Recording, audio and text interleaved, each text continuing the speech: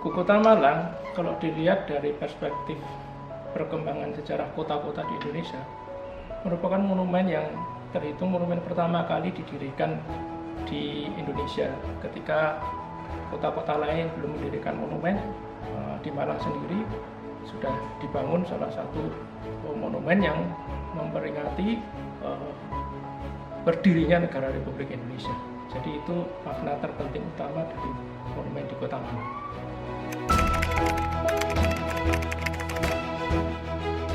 Monumen ini dibangun, peletakan batu pertamanya itu sekitar tanggal 17 Agustus 1946. Waktu itu oleh Gubernur Dul Arnowo Jawa Timur, disaksikan sendiri oleh Wali Kota Malang waktu itu M. Sarjono sebagai salah satu titik awal untuk menandai bahwa bangsa Indonesia sudah memiliki tanahnya sendiri. Setelah hampir 100 tahun mereka bangsa Indonesia berada di bawah dominasi kolonialisme Belanda.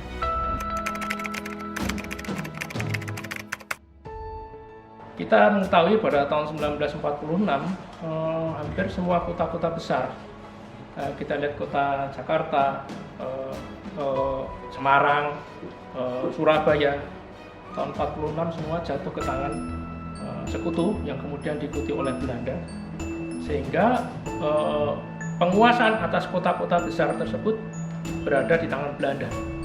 Hanya tinggal beberapa kota yang ada di wilayah pedalaman, yaitu Jogja, Surakarta, Madiun, Kediri, dan Malang.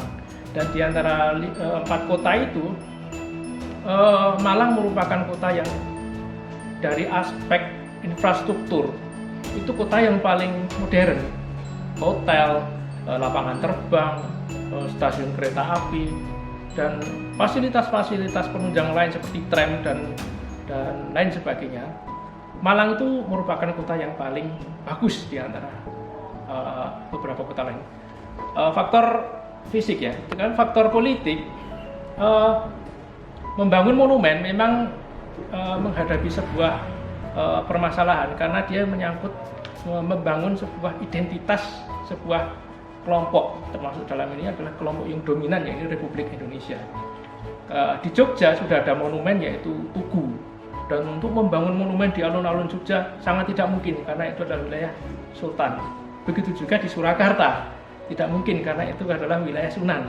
Membangun monumen di tempat itu tidak mungkin.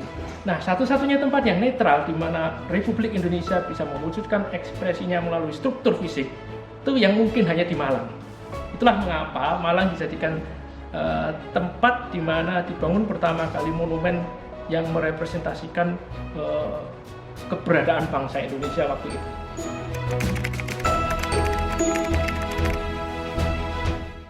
Tugu itu ada 3 bagian ya Pak, yaitu bambu runcing.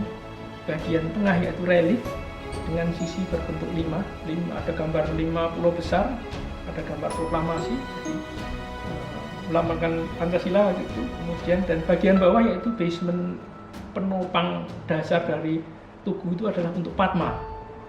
Dan ciri khas dari salah satu patung yang ada ditemukan di berbagai banyak candi itu ada Padma, yaitu semacam struktur berbentuk bunga teratai. Nah, itu menjadi landasan dari tugu. Bagian tengah itu melambangkan dari kesucian. Jadi sesuatu yang berdiri di atas Padma itu adalah suci. Nah, yang di atas Padma itu apa? Indonesia dan Pancasila. Jadi Indonesia dan Pancasila itu adalah sesuatu yang suci, sesuatu yang harus tidak boleh diutik-utik, dibanggakan oleh seluruh rakyat Indonesia. Dan struktur yang paling atas yaitu bambu runcing, atau dalam bahasa Inggris bambu spurs ya.